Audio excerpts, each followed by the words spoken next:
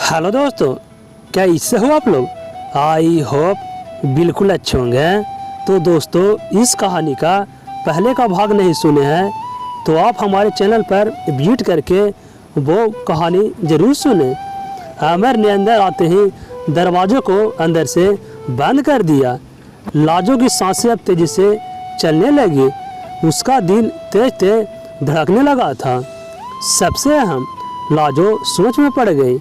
इतनी सारी अहम बातों के अलावा अभी कुछ और भी है जो इन सबसे भी ज़्यादा अहम है।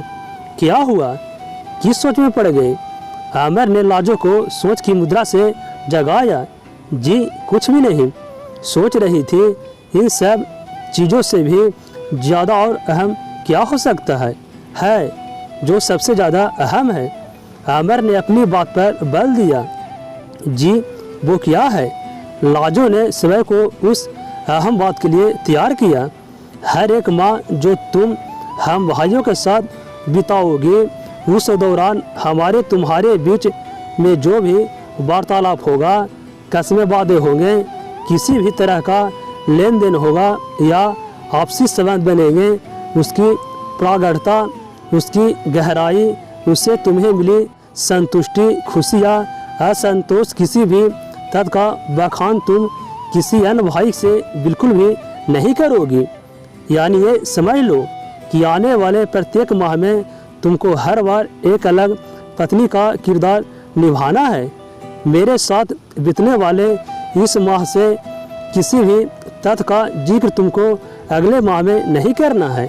ये हम भाइयों के आपसी सौहार्द के लिए अत्यंत आवश्यक भी है। शायद तुम समझ गई होगी कि मैं तुमसे क्या कहना चाहता हूँ। जी आप यही कहना चाहते हैं कि मुझे हर एक आने वाले माह में एक अलग रूप बदलना है।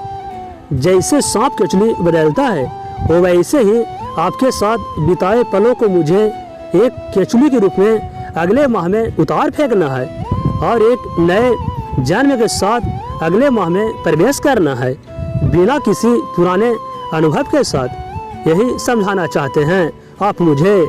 सही समझी तुम? आमिर ने लाजो की बात में संतोष व्यक्त किया। लेकिन क्या मैं ऐसा कर सकूंगी और ऐसा करने की आवश्यकता क्या जरूरी है? ये प्रश्न आमिर को हिलाने के लिए काफ़ी था। हाँ, ऐसा जरूरी है क्योंकि हम नहीं चाहते कि तुम्हारी किसी भी बात का हम भाई कोई भी अनाप शनाप मतलब निकाले और हमारे रिश्तों में खटास आए। लेकिन मैं भला क्यों ऐसी कोई बात करूंगी? क्या मैं ऐसा चाहूंगी कि मेरे तीनों पतियों के बीच में कोई भी मन मुटाव हो? आखिर उसका सबसे बड़ा दुष्प्रभाव तो मुझ पर ही पड़ेगा ना। लाजो ने स्पष्ट किया। तुम अपनी जगह पर बिल्कुल सही हो, लेकिन आग लगने पर कुआं खोदने से बेहतर है कि पहले से ही उसका इंतजाम कर लिया जाए। इसलिए शुरुआत में ही सब कुछ स्पष्ट करना बेहद आवश्यक है ताकि भविष्य की अनजान गलतियों से बचा जा सके। इसी में समझदारी भी है।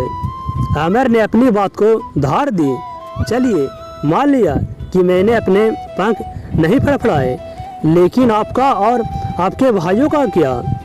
यदि आप लोगों ने कुछ इधर उधर किया तो आप उसका दोषारोपण मुझ पर ही कर देंगे। लाजो ने भी स्वयं की स्थिति स्पष्ट की। नहीं, ऐसा कुछ भी नहीं होगा। मुझे अपने भाइयों पर और स्वयं पर पूर्ण विश्वास है। आमिर ने अपना विश्वास व्यक्त किया। तो फिर ठीक है, मुझ पर भी विश्वास रखिए। मेरी पूरी कोशिश रहेगी कि आपके और आपके भाइयों के बीच किसी भी वैमनस्य का कारण मैं न बनूं। लाजो ने आमिर को आश्वस्त किया। तो फिर ठीक है, अब तुम सो जाओ, थक गई होगी। कहते ही आमिर ने कमरे में जलने वाले एकमात्र बल्ब को बुझा दिया और पलंग के दूसरे छोर पे जाकर सोने की कोशिश करने लगा। लाजो वाकई दिन भर की बेहद थकी थी, लेकिन इतनी भी नहीं कि शादी की इस अनमोल रात को ऐसे ही निकलने देती। तो दोस्तों, इस कहानी का अगला भाग कल आएगा, तो आप लोग हमारे चैनल को जरूर सब्सक्राइब कर लें और दोस्तों अगला भाग के लिए कमेंट जरूर करें। तो कल मिलते हैं। धन्यवाद दोस्तों।